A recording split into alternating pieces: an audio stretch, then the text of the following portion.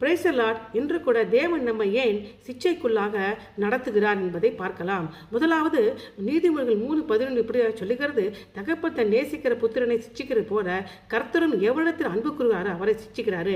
தேவனை உங்களை சிச்சித்து நடத்தும் பொழுது டிசிப்ளின் பண்ணும்போது ஒன்று நினைச்சு கொள்ளுங்க, கர்த்தர் உங்களை சொந்த பிள்ளையாக நினைக்கிறாரு, அதனால உங்களை சிச்சிக்கிறார் என்று.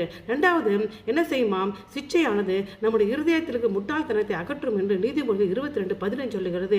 பிள்ளைகளுடைய நெஞ்சில் மதியனும் முட்டி இருக்கும், அதை தண்டனையின் பிறம்பு அவனை அகற்றும்.